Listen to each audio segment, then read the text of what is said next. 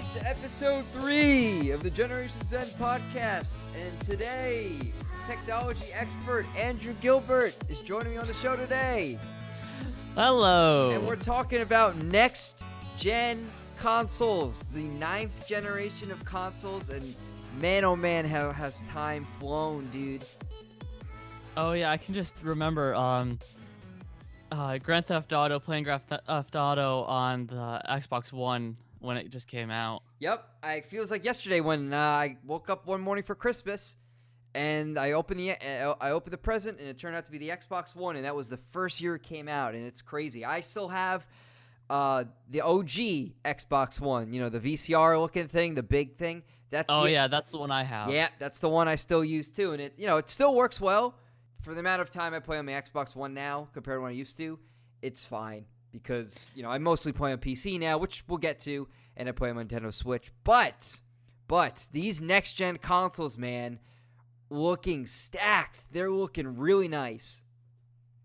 Yeah, the hardware, the Xbox having Ryzen hardware, that's amazing. Well, yeah, we're going to get to the specs in a little while, and when these things are expected to release and stuff like that. But I first want to ask you, how excited are you for the 9th generation of consoles? Because for me, the 8th generation of consoles wasn't as big of an upgrade as I was really hoping for coming from 7th gen. I mean, we were playing Battlefield 5 at like 900p when the console originally launched. And, I was really excited for the Xbox One. I loved the system. I was so happy to get it on Christmas, and there was a lot of great games for it, like the original Titanfall. I remember getting that when it came out and stuff. But in terms of sheer power, it wasn't really a huge gameplay next generation. It was more of like, here's a fresh coat of paint. Here the graphics look a little better. So what are your thoughts on going to this generation of console and having these supposed to be really beefy and a huge upgrade? Yeah, it'll be interesting, because will it get me away from the sole PC and Switch playing that I've been doing? Now that doesn't mean I haven't been playing Sea of Thieves. You can play the same account on both your Xbox and your PC, and there's a clear difference in graphics quality. Will they be able to get it closer to that with some optimizations? Well, that's what's going to be crazy too, because what looks like these specs, man, it looks like if you wanted to build a PC in 2020 with these specs, this is at least $1,000 gaming PC. At least. And again, we're going to get to price speculation and things like that because I want to hear your thoughts on it. But in terms of, hype, it's been rather quiet from Sony, and Microsoft revealed some pretty big information last week. But why do you not think that we're hearing a lot of information on Sony's perspective? Because for me, I think the coronavirus has a lot to do with it, because I don't know if these consoles are going to release in 2020 anymore.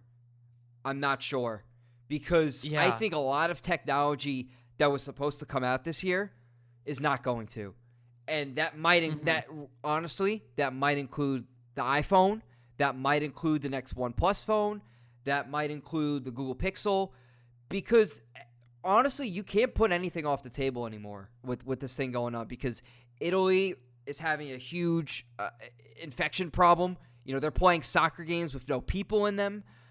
China is slowly recovering, but they're still trying to contain the outbreak over there.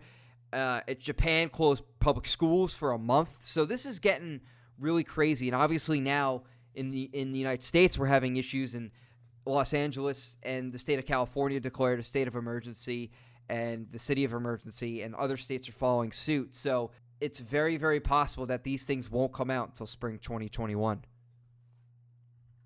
Yeah, and I think they'll probably try to shove them out, but they'll be with zero markdowns, because they'll want to get it for the holiday, because then every child who's in a middle-class household will be saying, I want this new console. So they'll probably sell out at the full price that they'll put it out at.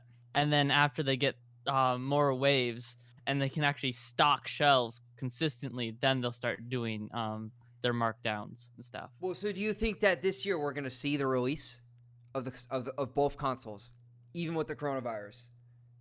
It depends on the stock. How much stock have they already made? Because I don't know if they've even started to manufacture these things yet. You know, like we don't really know, and factories are closing. You know, factories are closing in China, and we're gonna get to sources about that in a little while.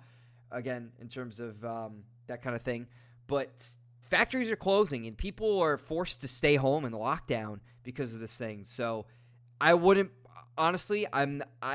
shock me if the reason why we're not really hearing so much from Sony is because maybe they don't have any manufacturing started on the thing yet. And maybe Microsoft does. Maybe that's why they're putting out information. But maybe Sony's like, maybe we can't release this thing in 2020, which would be really crazy. If Microsoft was somehow able to release this year and Sony can't, man, oh man, this generation will be way more interesting. Yeah. Will it sell as much, or would people have given up and gone to PC? Right. So let's get into the specs now, because we keep teasing at it, but we know for sure what the specs are going to be for the Xbox Series X.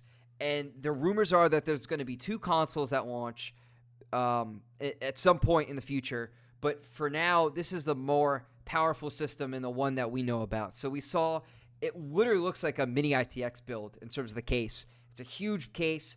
Yeah, it's bigger than the current. Okay, so is Windows Center they have a CAD drawing of it that I've been looking at.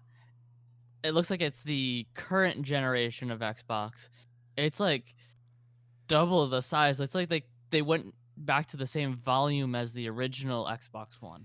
Yeah, it's very possible, because here's the thing, right? So the processor is going to be one of those new AMD Zen 2 based CPUs, right? And those things get very hot. I don't know if you've seen builds with them before. I'm sure you have, because you are the tech. You are the tech expert here.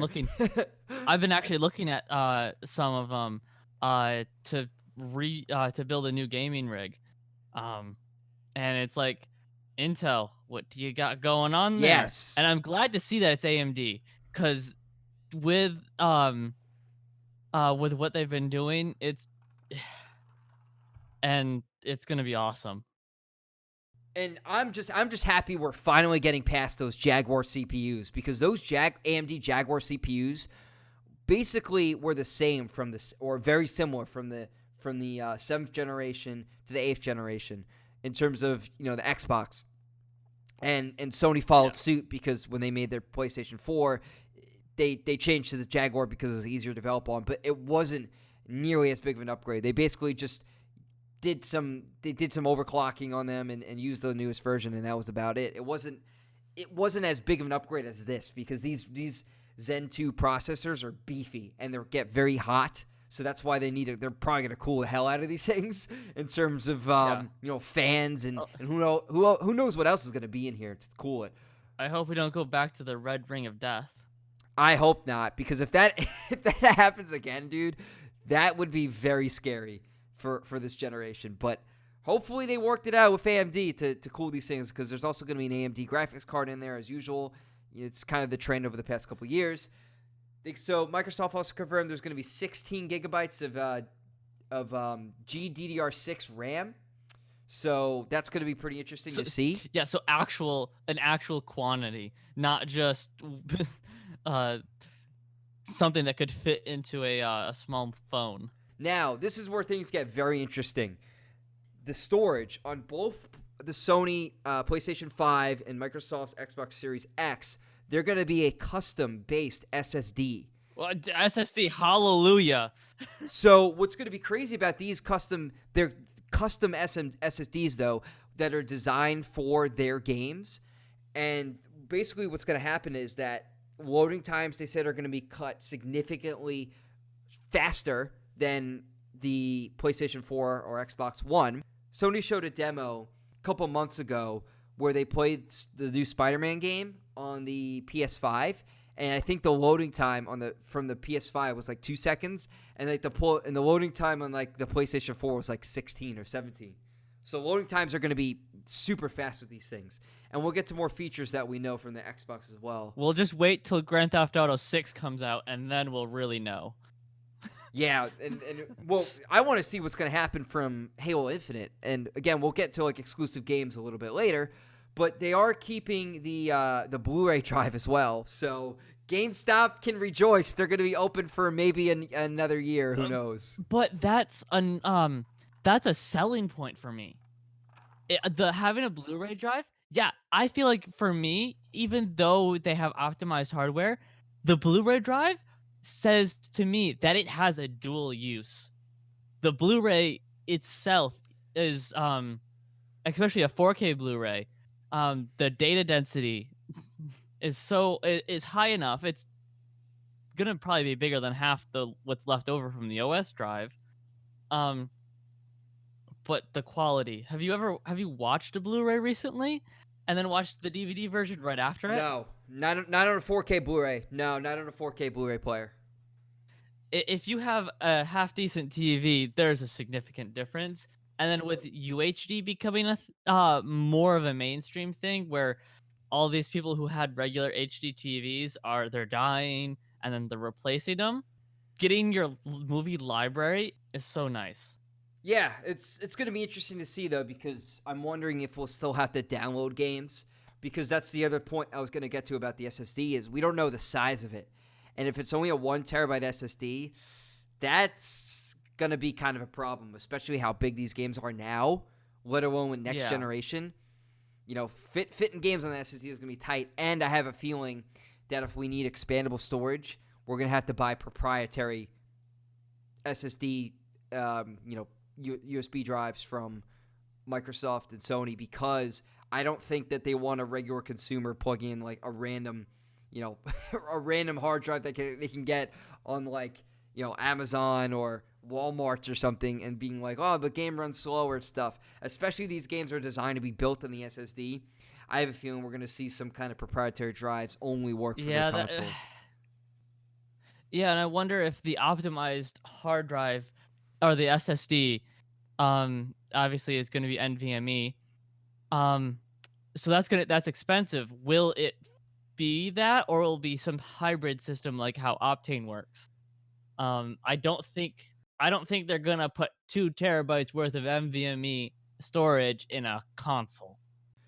And that's what's going to be tight, because these games are so huge. So it's like, we're building these games that are going to have this crazy hardware in them, and they're going to be super optimized for consoles. Yeah, and any special chip that they put in will have a leg up against what the PC people have, without any proprietary and the vastness of hardware that dev companies have to deal with. I don't think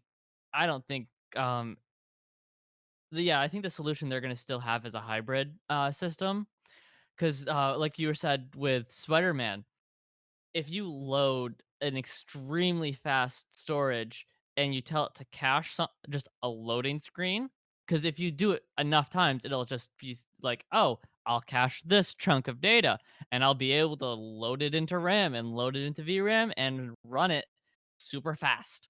So I don't think, if you were to not go to that loading screen in like a good 4 different game launches, I think you'd still get the extended startup. But if that's the game you're launching, like you could launch it every day. Like you wake up, you launch it, you get home from work, launch it.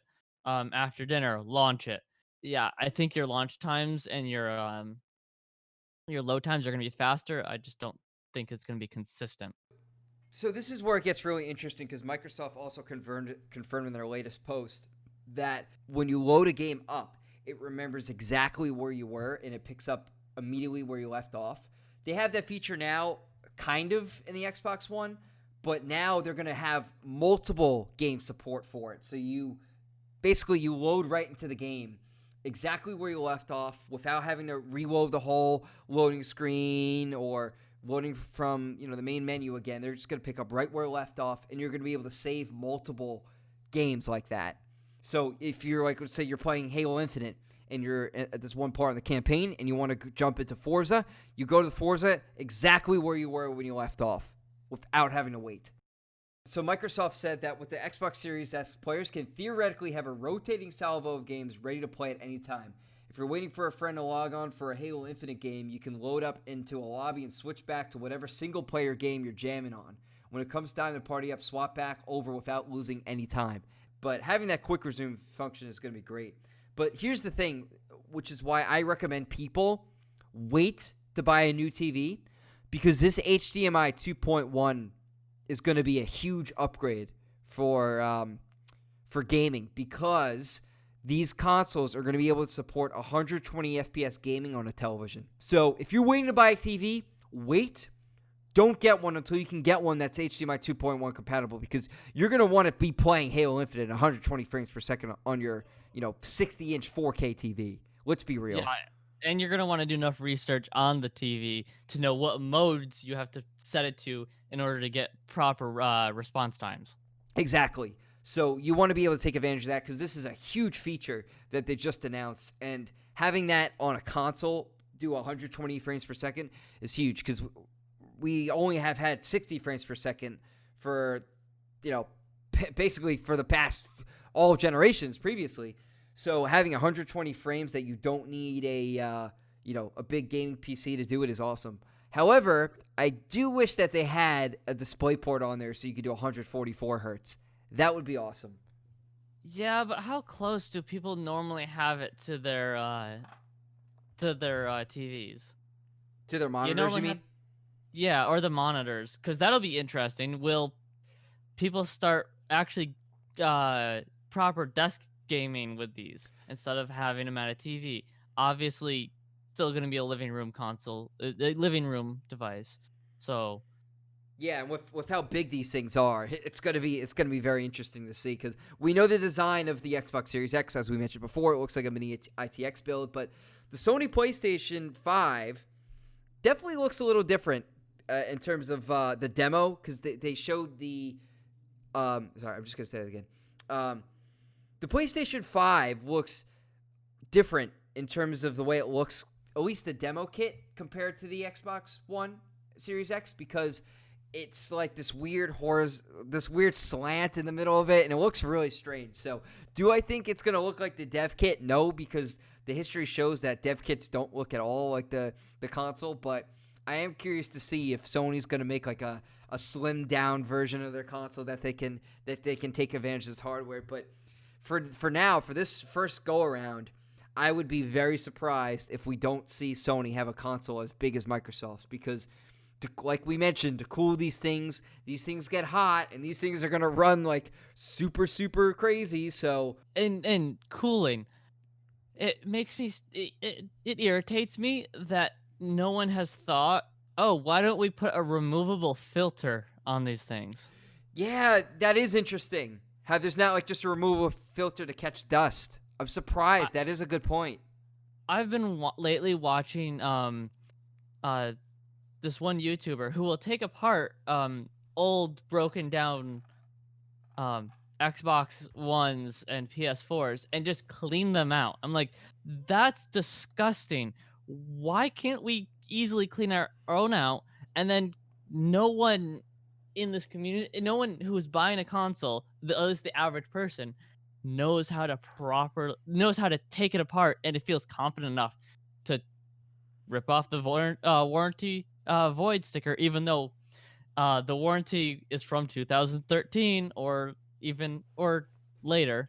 It would be nice, because these things, the fans you get better performance if you clean it out regularly. Yeah, with the fans circulating like crazy, I would be, it's going to be kind of crazy if they don't have that feature, which it looks like they don't. So, but I am very curious, dude.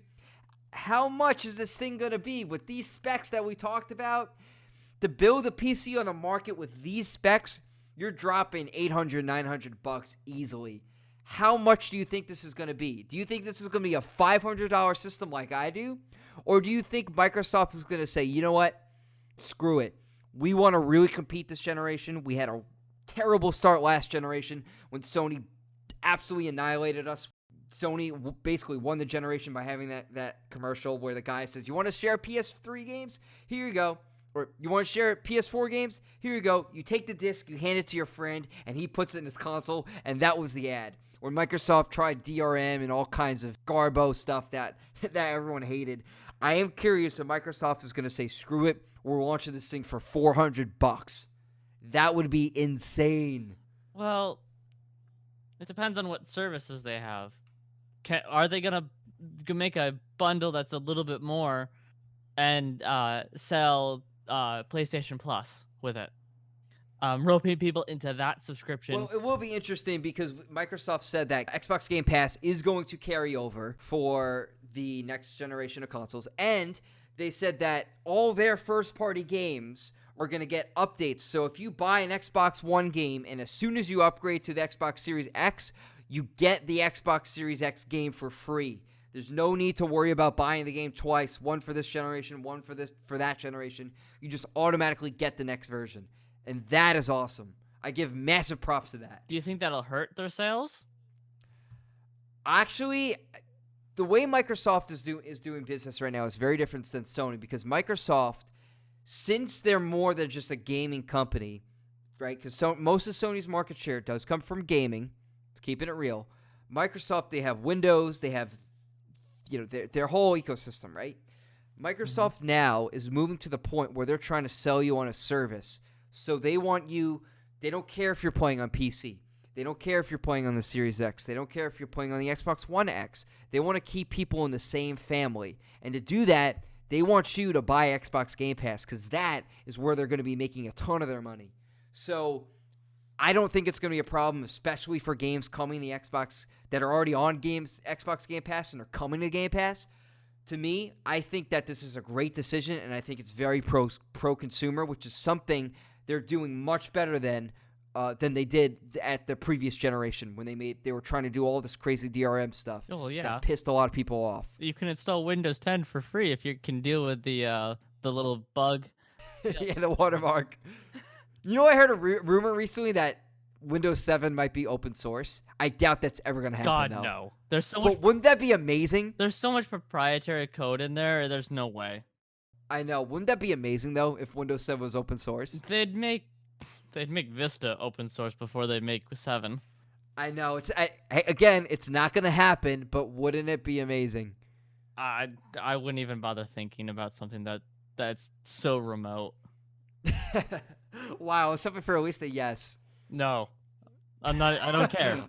Windows 7. Okay, fine. Boo. If I wanted an open source OS, which is very tempting all the time, if I didn't just work in a corporate environment, Linux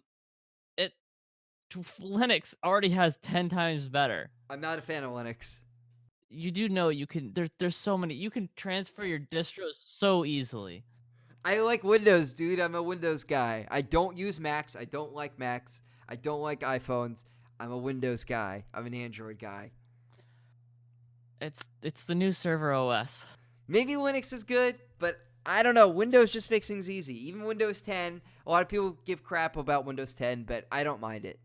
I think Windows 10 is good. Yeah, as soon as I don't just randomly get a crash from the OS running for 3 days straight, yeah, then I'll go. You don't think the Xbox Series X is gonna have Windows 10 on it, do you? No, they've already got the way that they did their games now, I think works perfect. Obviously it's gonna have similar environments because it's gonna be easier. The closer they make it to Windows, obviously the better. But there's so many features in Windows that don't need to be on an Xbox that will make the lesser hardware better. So then there's no reason to actually make it like Windows. No, I don't think they're gonna do. I don't think they're gonna do that either. It'd be. I think they want to keep that market separate, even though they're trying to combine Xbox Game Pass Ultimate to have Xbox Live, Game Pass, and Game Pass on PC. I think they're trying to combine it, yes, but I don't think they're gonna go so far as putting Windows on the NextGen console. I just don't see that happening. Yeah. Although that would be really interesting to see them like sell a Windows box in an Xbox case. Yeah, for $400 or $500 with those specs, that'd be nuts. Staples fans would go fanatics. Would be fanatic. You know what'd be crazy though? Like, what if they did this? If they said, okay, Maybe we won't have Windows 10 Pro on there, but we'll have Windows 10 S or something. How would you? That would be crazy too. Windows 10s. That's but a they're not whole gonna. nother problem for another conversation. Yeah, I don't think they're gonna do that either. I think it's gonna be a proprietary. Even though this thing is basically a PC, I think it's just gonna be a proprietary OS on it, and the games are gonna be optimized to run on that OS. Period. And that also goes with PlayStation. Oh yeah, the lighter your base OS is, the better. So. We forgot to mention this as well. Hardware accelerated ray tracing and audio ray tracing. I'm finally excited because I have a graphics card that has ray tracing in it. I'm really excited to finally get games capable of true hardware accelerated ray tracing. This is going to be awesome with dynamic lighting and actual texture shadows and reflections and things like that.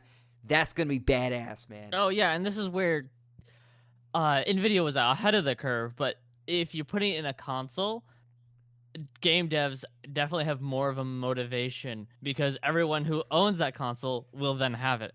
I don't think we'll see it very often at launch. Obviously, none of the games are gonna have it at have a lot of none of the third parties are probably gonna have it at launch. It'll be interesting to watch all these games get major updates. Oh yeah, I can't wait to see what Cyberpunk 2077 is going to look like on the next-gen consoles. But again, like you said, are the first-party games. Those are the games I really want to see the most because I think those games are going to really take advantage of the hardware more than the third parties. I'd very much enjoy playing Sea of Thieves with ray tracing. Well, when Sea of Thieves gets that Xbox Series X update, dude, that's going to be incredible. When we really get to see the ray tracing and the water effects in that game, that's going to be cool. But yeah, and the audio ray tracing is basically the same principles except for sound, meaning that the audio acoustics are going to they're going to have more of a three-dimensional sound to it. They're going to be, from what I understand, I don't know too much about it, but they're going to be more dynamic ranges and things along those lines. So we're going to get more multi-driver headphones. Looks like it. Oh, you want to use your whole surround sound in game, then use this multi-driver headphone set. Well, we'll see what happens, man, because it's going to be interesting. Because I know that they're also focusing in, as low latency as possible with the controllers. That was another thing. The controllers are pretty much going to be similar from the 8th to the 9th generation consoles from both companies, but they are focusing on getting the latency as low as possible for the wireless Bluetooth. Oh yeah, because if you can then have competitive gamers play on your console, and then you can tell people, oh, you have to use the controller for this tournament, and then you're sponsoring the tournament, and your Xbox is all over the place, or your PlayStation 5 is all over the place. Yeah, that'll be big. Yeah, it would be. I still think the way the pro gaming community is, let's be real here. The pro gamer community care about like the 0.0001 frames, literally. I think that these guys are still going to play wired controllers no matter what. But for me and for you, having these low latency controllers is going to be awesome. I think that's going to be a great upgrade. So they're also focusing on variable refresh rate. What this is going to do is it's going to allow the screen's refresh rate to be in accordance with the game's refresh rate. So there's always in sync. So pretty much what this means is that sometimes your TV can be at a different refresh rate than the game, and it can look wonky. They're going to be able to match it with your consumer TV and match the refresh rate from the console to the TV. So do you think Sony would put out a specific PlayStation 5 optimized TV? Ooh, that is a very good question. It would be interesting to see if they do a partnership, if either company does a partnership with a television manufacturer. That would be interesting. Yeah, like certify TVs, because they can both use FreeSync. It seems like it with what hardware they're using. Because if they make gaming TVs, that's gonna be really interesting. Well, yeah, there's already gaming TVs. Like Asus has theirs. But with a mainstream company is what I'm saying. Not that Asus is. Yeah, and we'll finally have low latency and low refresh rate, or high refresh rate, low latency monitors that you don't have to put it in PC mode for your console. Well, that exactly, right? Because the thing is, like, if they can partner like Samsung to make this happen, or something like that, that would be very interesting. Mm-hmm. And be like, hey, here's the newest Samsung TV. It's made specifically for the next-gen consoles. Put the Xbox One in a TV. Yeah, no. No way. No way. Not anytime soon. Which it would be pretty crazy, but... Well, they're putting Roku's in a TV. Yeah, it's a Roku. You know, a Roku is not running an AMD Ryzen CPU. Yeah, so I think that's pretty much kind of all the features we know. Basically, the main gist of it is that these things are going to be beefy. These things are going to be powerful. And we don't know a whole lot of information on when they're coming out / what the price is going to be, because we made our predictions for that. But these things are going to be so powerful, and I cannot wait to see what the games are going to look like. But speaking of games, though, because that's the most important thing, what games do you think we're going to see for these next generation of consoles? Because we know Halo Infinite's going to come out, which I hope is good. And from what we saw a little bit, it looks great. But I really want to see this game in action. I want to see gameplay. I want to see multiplayer. I want to see campaign. I want to know what the hell's going on with this game.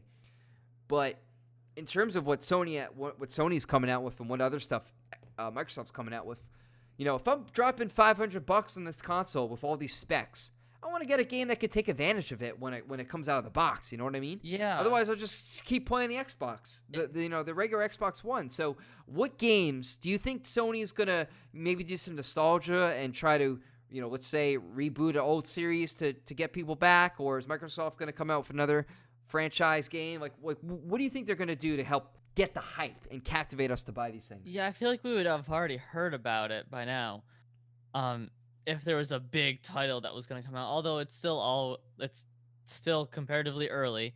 I wouldn't be surprised if on launch day it's more or less just updates from Xbox One games. Yeah, I'm kind of wondering if it's going to be the same thing either, because when people buy an Xbox One Series X, it's so weird to say that name. I can't get over it.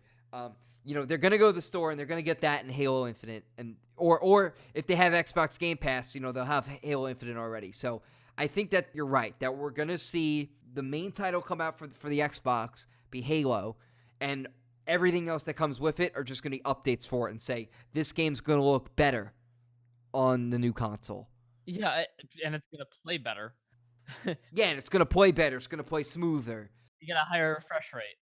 But Sony, on their other hand, they don't really have a service like Game Pass. Yeah, they have PlayStation Now, but it's not nearly as good as Game Pass. It doesn't necessarily have the captivating features of Game Pass. So I wonder if Sony's going to take that page out of Microsoft's playbook and do a kind of Game Pass style service for their next generation of console and bring games like Spider-Man, which they've been basically they're not demoing what it looks like, but they're demoing the loading screens.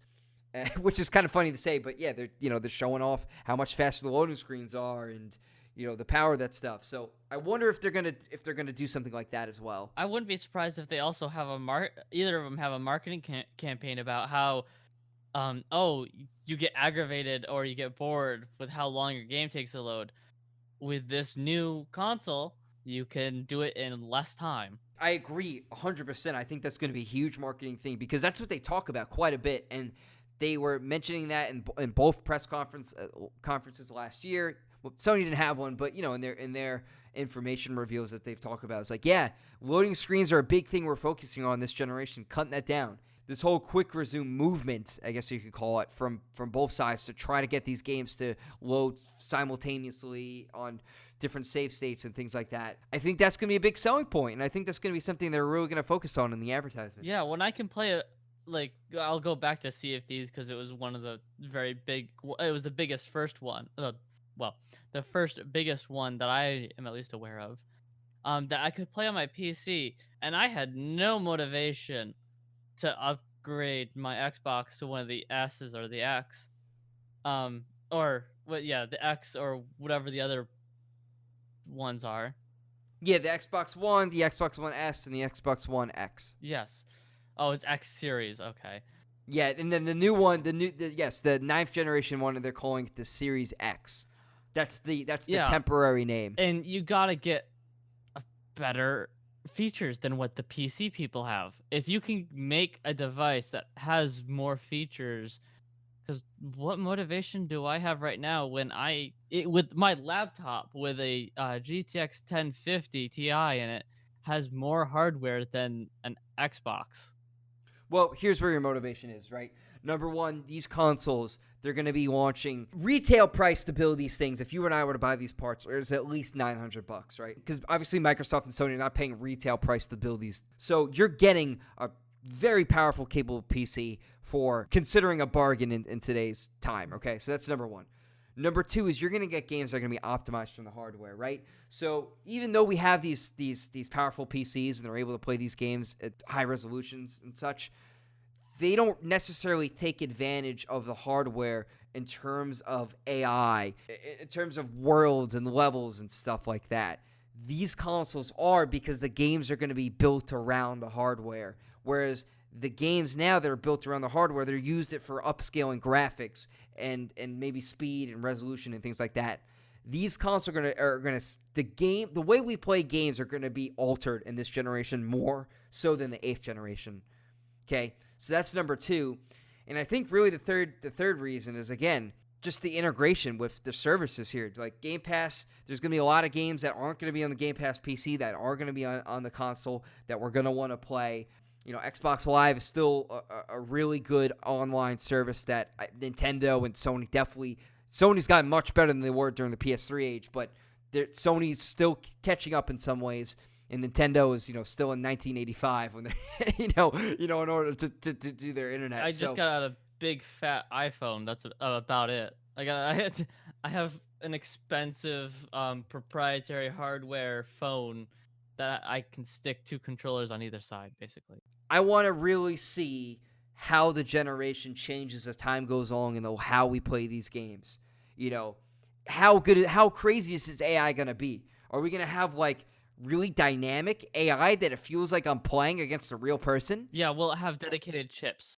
Will it have dedicated process nodes like ray tracing? Will it have, how ray tracing is, at least on the RTX series? Because, again, we know, the benchmark game that I had for my PC, right? I used the Metro series, the Metro Exodus, which had ray tracing. It was one of the first games I had, and it looks great. But I want to see how this evolves going forward and how the audio ray tracing evolves going forward in a 5.1 surround system, right? Oh, yeah. I want to see how these TVs are going to be able to play these games at 120 frames and hopefully native 4K. Hopefully they can keep that promise going forward. Again, we're not getting 8K. That's going to be upscale resolution, if that. Don't kid yourself. We're not getting native 8K. Yeah, PC can't do 8K. No PC can do 8K, and nobody is even broadcasting or streaming 8K. That's just not happening. So hey, 4K is now just coming into play. Yeah, most over-the-air televisions are at 720p. Yeah, and they're heavily compressed, right, from the cable company. Yeah, well, so. Actually, the cable would probably be better, but over the air, and then. Oh yeah, over the air, absolutely. Over the air, they're trying to shove 3, 4, 5, 6. The more dot channels you have, the lower your bit rate, and then if one channel's got a sporting game on it, and good luck watching any of the other channels if they have variable bit rate. Yep, exactly. So that's the main reason that I'm interested in seeing what these consoles can do. But I also want to, again, which one I'm going to get off the bat, I honestly don't know, because they're both very interesting and they're both making great cases. But I want to see both consoles, right? Because it's still too early to say, because I get this question all the time. What next gen console should I buy? What next gen console are you getting? I don't know, right? Because maybe for the first little while, I'm going to be playing Halo Infinite on the PC for sure. Absolutely for sure. But I don't know if I'm going to decide to get a console this year, if they even come out this year, or if I'm going to wait another year, because I want to see what games are coming out besides Halo. Yeah. I want to see what the exclusives are, and I want to see if there's going to be a Game Pass-like service on the PlayStation, because if there is, yeah, that's going to be a huge selling point to go that route. Yeah. I was just thinking now. Yeah, because I brought up over the air. Would it be easier for you to pull the trigger if if Microsoft came out or Sony came out and said, "Hey, you can now plug an over-the-air antenna into our unit and and use it as a DVR." No, I wouldn't give a crap about that, Oh, and I don't think a lot of people would. Because here's the thing, Microsoft did that with the cable box the 8th generation, saying, "Oh look, your Xbox can become a cable box," and a lot of people don't give a crap about that. So to be honest with you, dude, I don't think that's happening. well, well, You know, the Xbox One tried to be that where you could plug your cable box into it. So put it this way, dude. I don't think many people, even listening to this podcast right now, understand that you can get channels over the air for free. Yeah. Like, let's be real here. It is a great point, though. It would be cool. But here's the thing, though, because we didn't touch on this yet. There are rumors that every single PlayStation game that ever came out is going to be backwards compatible with the PlayStation 5. If that's the case, dude, I'm buying that thing. can I play Burnout on it? Can I play my old disc of Burnout from PlayStation 2? That's what would be incredible, is because the rumor is that they're going to have backwards compatibility for every PlayStation. That would be crazy, because especially if they can get the PS3, because, the PS3 had that crazy CPU that was hard to develop for. Oh yeah. That whole, the $600, that whole fiasco. But if they're able to get that happening on the PS5, that would be utterly insane, and that would be such a huge selling point for me to buy that thing over the Xbox. Oh yeah. Then they could make a subscription service and then make bank off that. Oh yeah. So if that's the case, dude, I'm sold. I'm sold on getting a PS5 no matter what, because I literally have a retro console and a current gen console that can just do everything, and I don't have to worry about hooking up a PS2, a PS1. I have a TV, especially, again, with these new TVs that are no longer doing composite or components, long gone, and you need converters and stuff like that. If Sony says, you know what, we know that we know that these next-gen, these new TVs are not having these features, boom, PS5 is going to have native support for all these games, and you can just use your HDMI cable and be good to go. That would be awesome. Yeah. That would be so awesome. And then you may have the disc, which can validate you own the game, but if you pay this, all your graphics will get upgraded. So both companies have some really, really enticing deals and enticing features on these consoles. And again, it's too hard to see which one's better, because E3 is, I think, going to get canceled this year. And E3 is already slowly dying anyway. Well, Yeah. Not really slowly now. It's really dying, because Sony wasn't going to go even with the coronavirus going on. Oh, yeah. But I think that once we find out for sure if these consoles are delayed or not, that's when we'll know, when we can start hearing more information. So we've talked about the hardware. We've talked about everything that we know about now. With this information, would you pre-order it, or how long are you going to wait? I am going to wait before I pre-order or do anything like that, because I want to see both. First off, I want to see what both consoles freaking look like. I want to see, even though I saw the 3D animation of the Xbox Series X, I want to see that thing on a freaking table, and I want to see how big this thing is, and I want to see them playing games. All right, that's number one. Number two, I want to know what the hell's coming out, right? Okay, Halo's coming out, as I keep saying over and over and over again, right? I want to see what else is coming out. I want to know what else is coming out for both sides, right? Because we only know, okay, there's God of War coming out, I think, and there's going to be some Lord of the Rings game, and a new Watch Dogs game. Okay, fine, but those are current generation's games that are being ported for the next gen, right? So my number 2 point is, I want to see what the next generation of gaming is, okay, or at least what it could be. That's when I think I'm going to decide to get this thing, because and number 3 is price.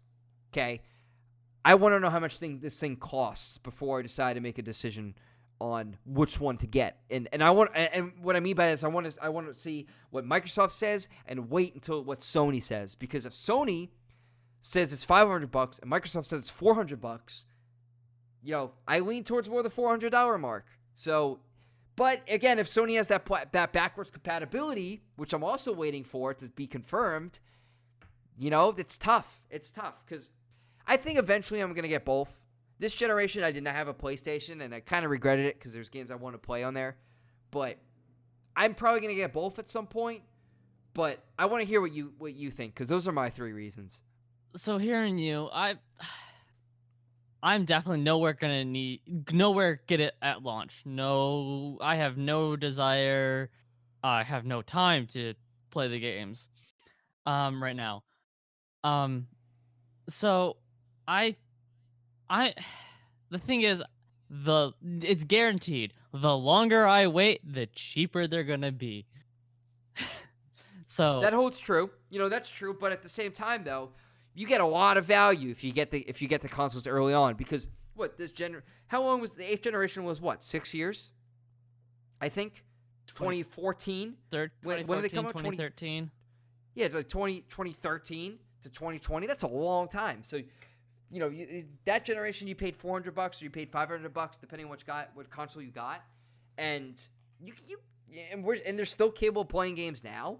You got your money's worth. Yeah, and we'll also have to see what they're saying it'll do and what it in all reality will do, because like you said, it won't do 8K, true 8K.